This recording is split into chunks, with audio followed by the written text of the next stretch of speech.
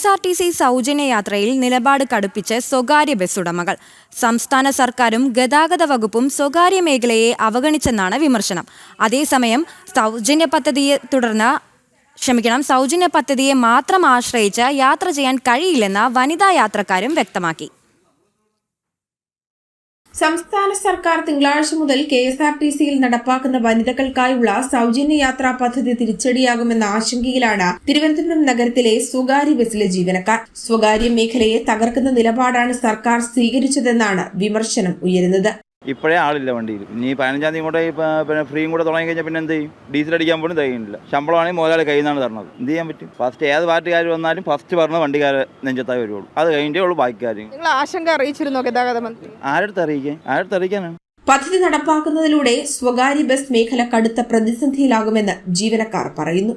നമുക്കിവിടെ commission collection അനുസരിച്ച് salary കിട്ടുന്നതാണ്. അതിപ്പോൾ ഒരു 10,000 രൂപ കിട്ടുകയാണെങ്കിൽ ഒരു 1000 രൂപ സാലറി കിട്ടുന്നതാണ്. അത് നഷ്ടപ്പെടും. അപ്പോൾ സ്ത്രീകൾക്ക് സൗജന്യമാകുമ്പോൾ ഓട്ടോമാറ്റിക്കലി ആൾക്കാർ അങ്ങോട്ടല്ലേ പോകും. നമുക്ക് ബുദ്ധിമുട്ടാണ്. സ്വകാര്യ മേഖലയിലെ ജീവനക്കാരെ സർക്കാർ അവഗണിച്ചുവെന്നും ആരോപണമുണ്ട്. നമുക്ക് ഓടാനുള്ള ശമ്പളം മാത്രമേ ഉള്ളൂ. നമ്മൾ ബാറ്റയൊക്കെ കിട്ടുമെന്ന് ഇപ്പം അത് കിട്ടാതാവും.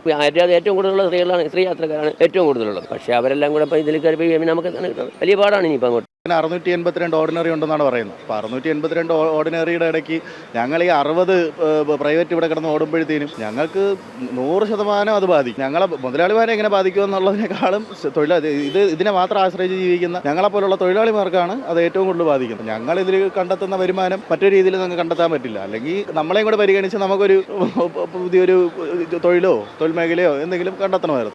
തലസ്ഥാനത്ത് 60ഓളം സ്വകാര്യ ബസ്സുകളാണ് സർവീസ് നടത്തുന്നത്. നഗരപ്രദേശങ്ങളിലേക്ക് വിദ്യാർത്ഥിനികളും വനിതകളും കൂടുതലായി ഈ ബസ്സുകളെയാണ് ആശ്രയിക്കുന്നത്. അതേസമയം സർക്കാരിന്റെ സൗജന്യ യാത്രാ ബസ്സിനെ മാത്രം ആശ്രയിച്ച് യാത്ര നടത്താൻ സാധിക്കില്ലെന്ന് വനിതാ യാത്രക്കാർ പറയുന്നുണ്ട്.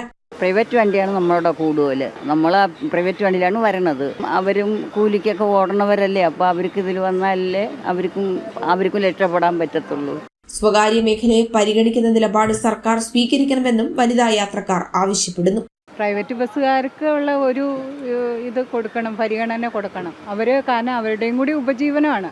സർക്കാരിന്റെയും ഗതാഗത വകുപ്പിന്റെയും നിലപാടിനെതിരെ ശക്തമായ പ്രതിഷേധം നടത്താനാണ് തീരുമാനം. ജനം, തിരുവനന്തപുരം.